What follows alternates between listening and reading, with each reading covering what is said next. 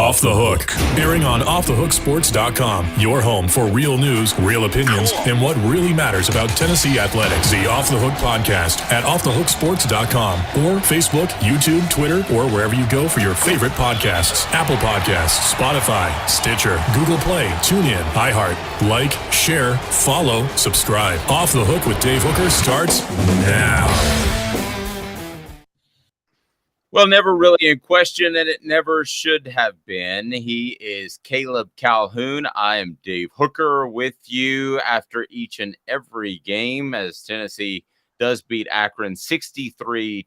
Let's break it down with a report card and Caleb's takeaways from the game. I want to remind you, please like, subscribe, and share. We would greatly appreciate that so that we can spread the word. All in all, Caleb Calhoun, and we will get to the message board posters, so go ahead and get on board. We would love to hear from you. All in all, Caleb, Tennessee did what they were supposed to. I said there were 2 goals in this game, maybe 3 if you want to add another one. Win easily, avoid injury, and play clean. They did win easily, as we knew they would, barring something insane. And then the second part of that, avoiding injury, kind of, sort of, with Cedric Tillman had to come out of the game. Jabari Small had to come out of the game. But it appears that everybody is going to be fine. We'll see if they're nagging injuries there. The last was playing clean. Not every game is 100% clean. But for the most part, I thought Tennessee played in an A-level football game. Your thoughts? To a degree, I think there were a couple of things. I agree. I don't think the injuries with Tillman and Small were that big of a deal. He was a little more mum on Tyler Barron, and that's a little more of a concern because Tyler Barron is becoming as crucial to the pass rush as Byron Young on the other side. So we'll have to see what happens there. As far as clean, I agree. They mostly play clean. I think the only thing that they would need to clean up is, once again, the penalties. They had 11 penalties for 118 yards. I think Brew McCoy had 2 offensive pass interferences in the game. Both of Akron's trips to the red zone were helped out by a holding penalty by Jalen McCullough on one, and then a pass interference by Trayvon Flowers on the other. So both safeties committed a penalty to put them in the red zone. Now the defense, in one of them, forced a fumble that, you could call the whole bend but don't break thing, which I don't know your philosophy on that. I appreciate the concept of bend but don't break defense, but I do also believe that if you keep bending, you're going to break eventually.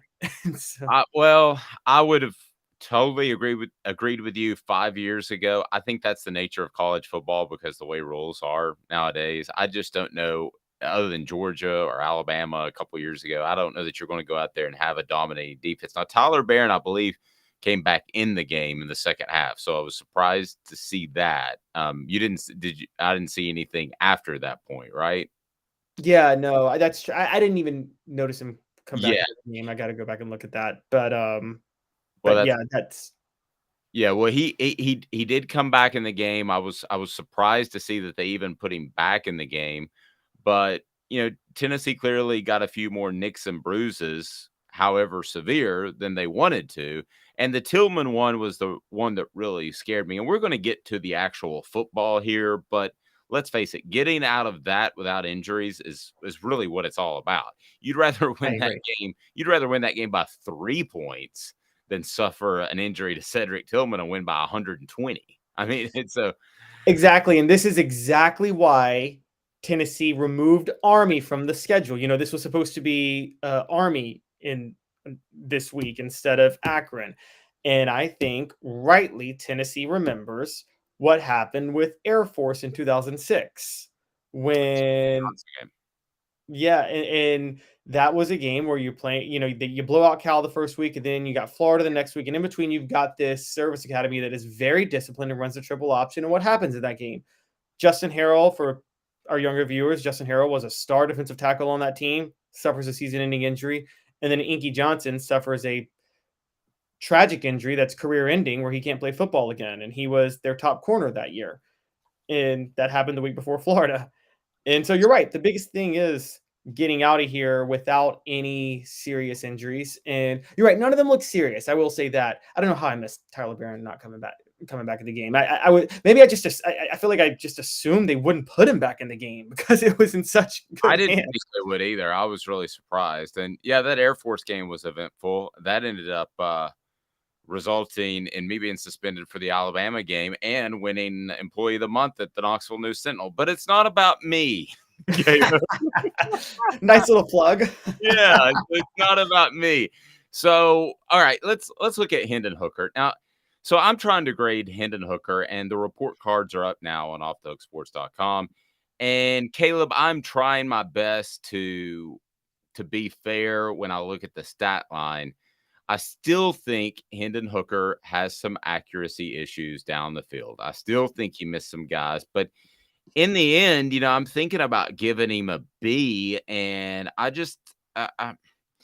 said no. I'm not going to do that. I'm going to go ahead and go ahead. Not that he cares, but I'm going to say that that's just an A stat line when you're 14 of 18 and 298 yards and 2 touchdowns. I mean, I could point out the throws that he missed and the passes that went long, but gosh, Caleb, I mean, I can't look at that stat line and give him anything but an A. Yeah, I'm with you. It's hard, and I mean, this is the thing that is so annoying about judging these type of games when you play a team like Akron. Because I'm with you. There was another clear touchdown. I feel like I say this once a week. There's a touchdown pass to Cedric Tillman that Hooker just missed, and this was before Tillman got hurt. Well, and the one Hyatt was the touchdown pass to Hyatt was really underthrown as well. That is true. That's true. Hyatt was just so wide open. Yeah, I mean, a few years ago I could have completed that pass before I blew my shoulder out, but I look at Tennessee's football team, and I think they did end up taking care of business. And this is a team that Akron's really, really bad. I think if Tennessee wanted to come out and they said your lives depend on it, you have to score 100 points, I think they probably could have. Any other takeaways? But we'll start to get to some comments. Go ahead and fill up the message board if you have thoughts on the Tennessee game. Again, a big win for Tennessee. And I did run across an interesting stat before I kind of set you up for some takeaways here because let me pull this up. I thought this was pretty impressive as the find it here. My apologies. Okay, 676 yards Saturday against Akron. That how many times has Tennessee's football program registered more than 676 yards, do you think? So the only game I could think would have been I love Caleb. He's actually going to break down the games. Yeah, he remembers them all. Okay, go ahead. I don't know if they've ever done it. I'm saying the closest I think they would have come would have been 2016, either Kentucky or Missouri, one of those two. But that's about it.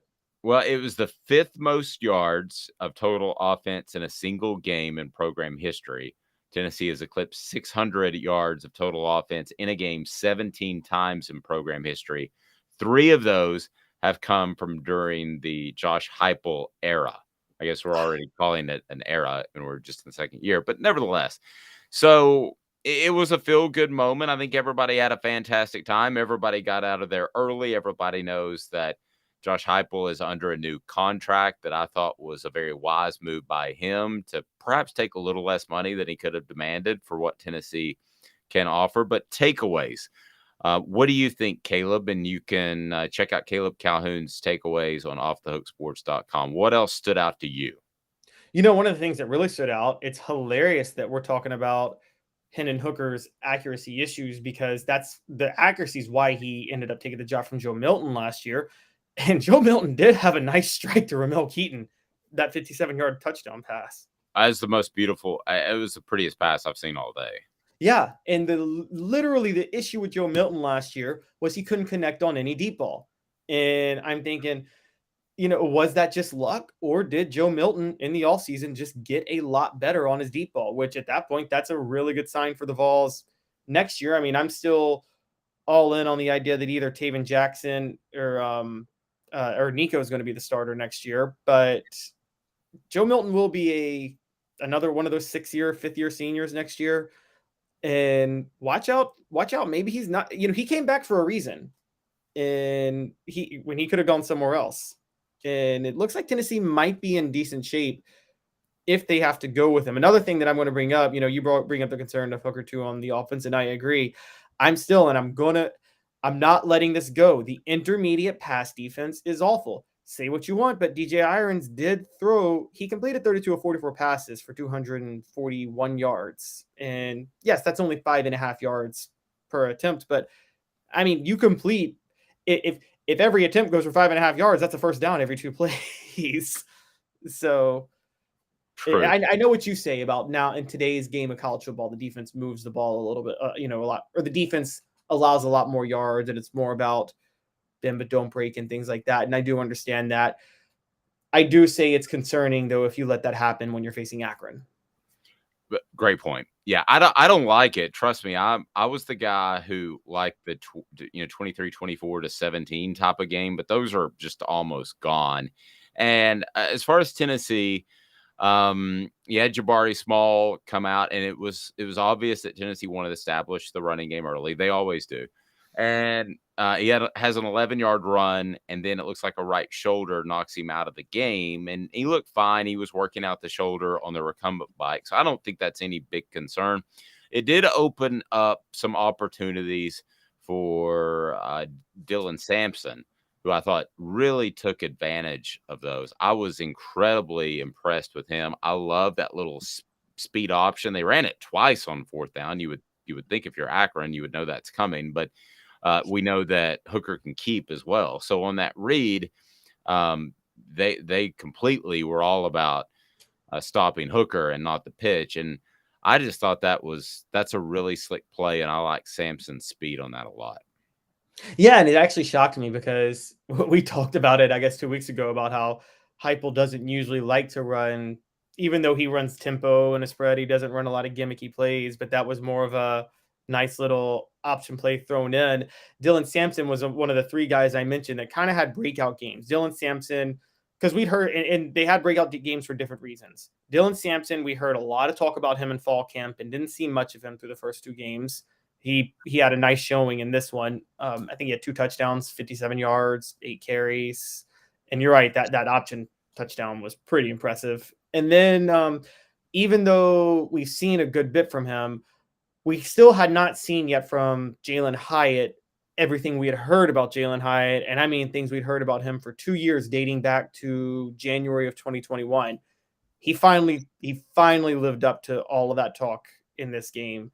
And then I'm going to add in, he came on down the stretch a lot last year, but Jalen Wright did shoulder the load when Jabari Small went out. Akron's issue has been the power running game, and Jalen Wright's not really a power runner, but he really took on that role in this one. And taking on that role after having had fumble issues the first 2 games and being consistent, reliable on short yardage situations. Again, I'm taking that with a huge grain of salt because Akron's defensive front is not anywhere.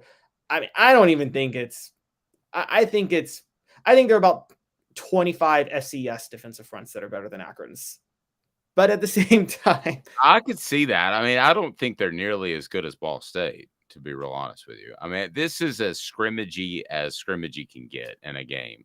And that's what Tennessee needs. But when you look at this entire season, as we continue to talk about the game, we'll talk more about this 8:30, as we always are there for you at 8:30 Eastern time on offthehooksports.com.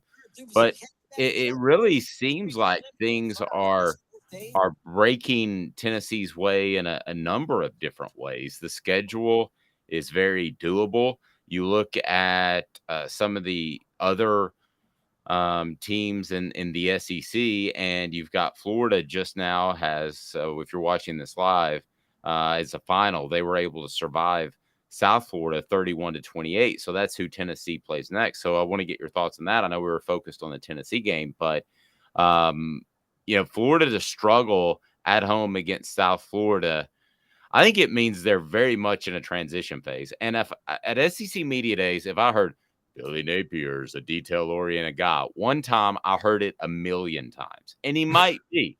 And he might be the next Nick Saban. He might turn things around, or Kirby Smart, or whoever the case may be. But there's a lot of times where it takes a full year to turn a program around and its culture.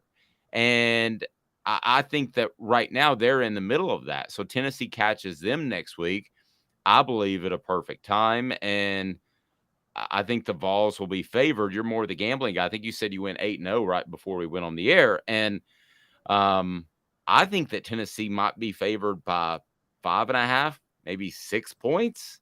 Am I crazy? No, I don't think you are. And the real question is, would that be the biggest line in Tennessee's favor against Florida since they started playing annually in 1990?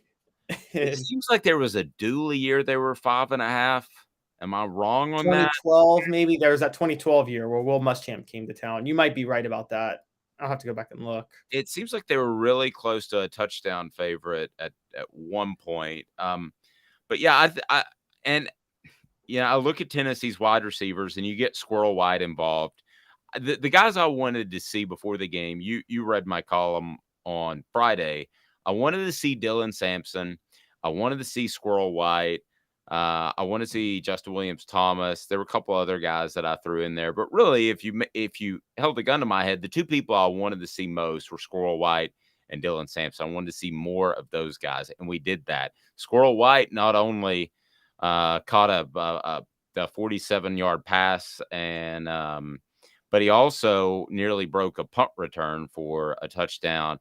I just think that kid's special good. And I've heard that from Tennessee's camp as well. And I think he's going to be a factor. If there's one guy that I wonder if Tennessee's kind of holding back for the Florida game, not that you would against Pitt, but that is on the road and that is a true freshman, it would make sense to let him get his sea legs, and maybe he plays a big role in the Florida game. I don't know. We'll see. Yeah, no, and actually, to add to that, there might be a greater need for him because behind Jalen Hyatt in the slot, I think Tennessee is going to be without Jimmy Callaway for a few weeks. What in the world was that all about? I don't think in 40 years of watching football, I have seen somebody manage to get off 4 haymakers before they can get separated. What in the world happened there? I don't know. And I've never seen someone that mad when they were winning whatever the score was. Like the broadcasters brought up Cortland Finnegan and Andre Johnson, but like that was, I think I remember that year as someone who follows the Titans a lot, and that was Cortland Finnegan letting off just a whole year's worth of frustration. That was the year that was 2010 when the Vince Young, Jeff Fisher era was coming undone, and Cortland Finnegan was just frustrated and just went off. And so, you know what it reminded me of? This might be before your time. Andre Rison coming off the line and slapping Deion Sanders.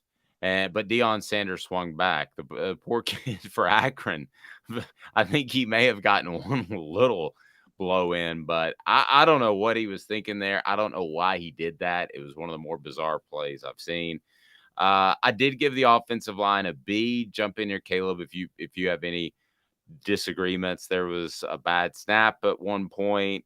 The Vols did average 6.6 yards per carry, allowed 1 sack. Again, I say that's against Akron, so it's kind of graded on a curve. The defensive line, Byron Young forced a 3 and out, had a key quarterback pressure on the first drive. Tyler Barron called for a questionable penalty in the second half for roughing the passer. I do want to go back to what you said earlier with Brew McCoy. I didn't think, along with the Tyler Barron roughing the passer, I didn't think any of the 3 of those were actually penalties. I thought Tennessee, it's easy to say after a loss the officials were against you. I really thought the officials, not purposefully, not with intent, but I thought they made some bad calls that hurt Tennessee tonight with those 3 penalties in particular. Yeah, well, with Brew McCoy, like if you watch him, and I watched this a lot with him the week before at Pittsburgh, he plays a little bit with fire, and I don't mean like plays with I don't mean like play. He does play tough. I mean he just toes the line on penalties a lot of times. Even that penalty last week with Pittsburgh where he was he was pushed out of bounds and came back in, and Pat Narduzzi complained about that in the halftime interview. But it was so like it was just a very light touch, and he knew to kind of take advantage of that by going out of bounds and coming in. And I mean, you could call it smart play, but you're right.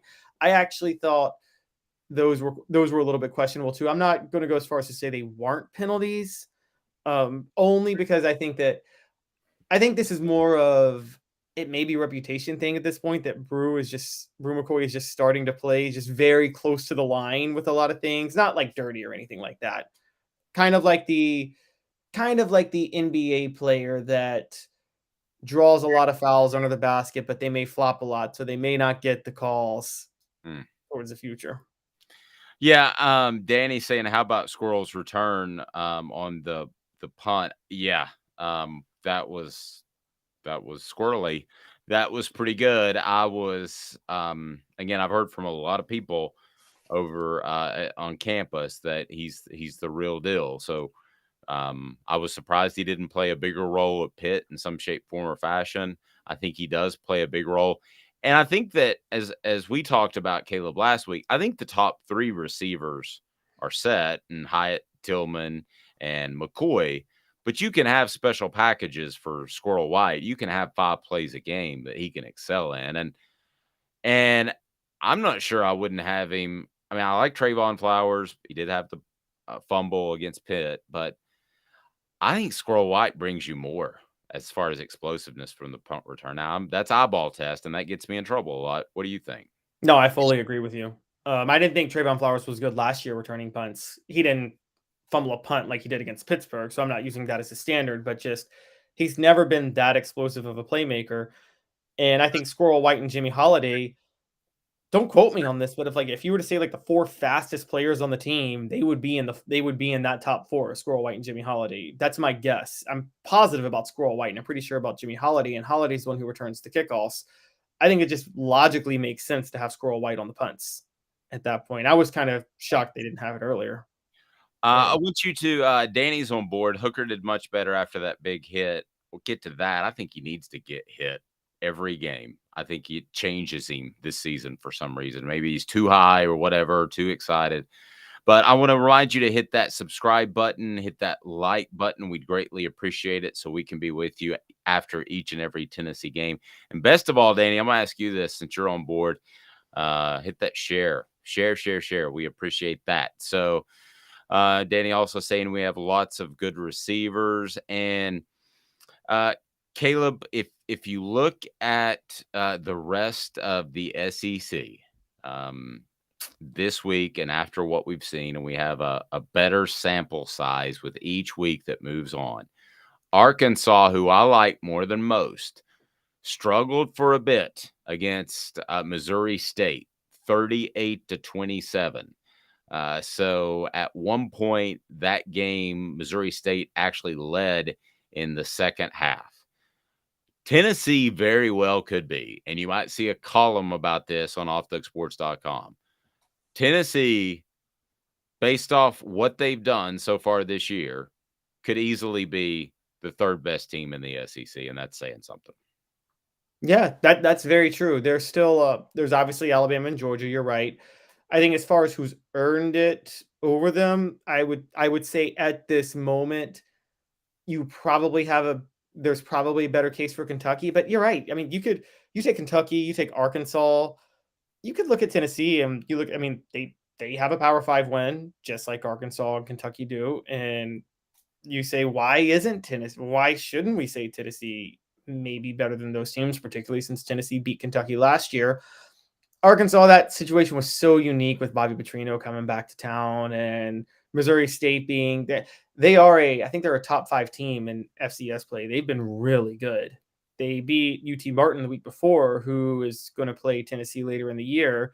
And I said, funny enough, earlier this week that UT Martin is better than Akron. I'm telling you right now, if you put UT Martin and Akron on a field together, I think UT Martin wins by about 2 touchdowns, maybe 3. I'm not going to go 3, but how about I go 10 points and I meet you somewhere in the middle? I do think they win. I do think they win decisively. I'll tell you that. Akron's just a bad football team. Probably perfect timing for the Vols. Mm-hmm. So again, hit that subscribe button, the like and subscribe button, and share. We certainly appreciate that. So Florida week is officially upon us. Any other takeaways from this game before we talk about the Gators for a couple of minutes and get more things up on offthehooksports.com? Mostly, I would say that I think you see a little bit of a better sign with Tennessee's depth. It's a good thing for them that in this game, the biggest thing that stands out is you were right about the clean performance. I talked about the penalties, but not turning the ball over in this game. Again, I know it was Akron, but there were those 2 fumbles last week. And the week before, when mop up duty came, there were a couple of turnovers. There was none in this one.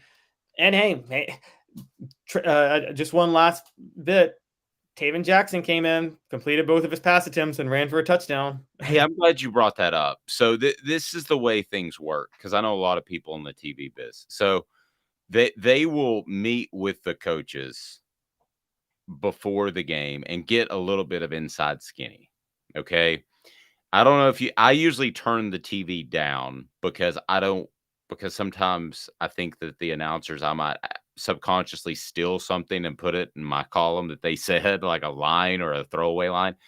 But I did have it up, and they mentioned Jackson several times as look out, look out. And it almost felt like there had been a conversation. I'm speculating between the announcers and Tennessee's coaching staff, in particular Josh Heupel, in a pre meeting, a production meeting, and they spoke very highly of Taven Jackson. That's what it felt like to me. Actually, it was glaring to me.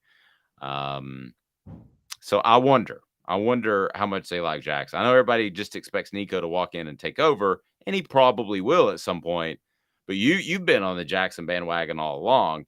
This kid's not chopped liver by any stretch of the imagination. No, he was Heupel's first splash commitment when Heupel took over. And so, watch out for him. I'm not ready to completely write him off. I just like last year, I wasn't ready to write Hendon Hooker off. I'm going to say this. One of the other things the announcers were saying tonight was, I'm not believing what Josh Heupel says when they say that, Joe Milton really did just outperform Hooker in practice last year, and that's why he got the job. No, I think Joe Milton got the job because Josh Heupel picked Joe Milton was the one quarterback Josh Heupel signed. And so he wanted to make that case. And I'm never, ever going to not believe that. So, yeah, I've found somebody that's more of a cynic than me. Trevor, injury news. Here is, you probably heard this at halftime. Josh Heupel said that he thought Jabari Small and Cedric Tillman would be fine, but they weren't going to return to the game. And then I'm sorry, who returned that we were talking about at the very Tyler beginning? Baird. Tyler Tyler Baird. Barron. Tyler Barron returned. So I think everybody's fine. And that doesn't mean they're going to be 100%. And those type of injuries happen in football. The one with Tillman really was, I think, the scariest one. But anyway, we'll see. You know how tight-lipped everybody is about injuries nowadays. So right now, let's not even worry about the spread. Way too early prediction for the Florida game. Who you taking, Caleb? Oh, gosh. That's a So it's one of those, everybody says, I'm not doing it and I'm not picking them until they win it. And I get it, but they're going to win it at some point. So let me say what's so hard about this. And it's not just because Tennessee loses to Florida all the time, but it's also just the history of the Tennessee-Florida series. Tennessee's honestly at its worst when they're coming in undefeated and Florida's had a loss. I still seared in my mind is that 2002 game when Florida got blown out by Miami, and then they looked horrible against Ohio. It was Ron Zook's first year, and they marched into Knoxville, and Tennessee apparently never practiced in the rain.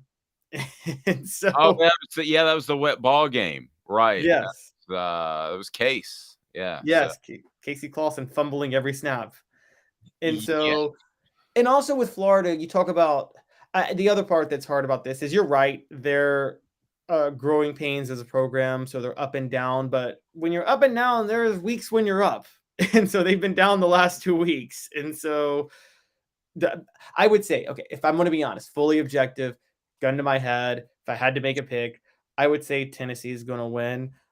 I would say it would be closer than it should be because I don't like to talk about psychological aspects and things like that, but there's just certain things when you watch college football that they exist. It existed with Alabama and Ole Miss a few years ago when Alabama struggled with Hugh Freeze and they finally were ready to win, but they did everything they could to give away the game they won. And so I don't think you can look past that. So I'd say Tennessee wins, but I'd actually say it's going to be a one-score game. And it shouldn't be.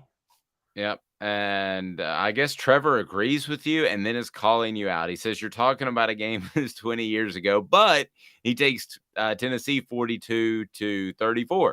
So he agrees and disagrees with Caleb. I think Tennessee does. Wait, what about 5 years ago? How about 5 years ago when Florida had a loss and Butch Jones went out of his way? Like, Butch Jones invented ways to make stupid decisions that, like, I think they were inside John Kelly had the most yards of anybody in that game, the running back, and they were inside the 5-yard line, had 8 plays inside the 5-yard line, ran it once. I'm going to have to go back to 2002.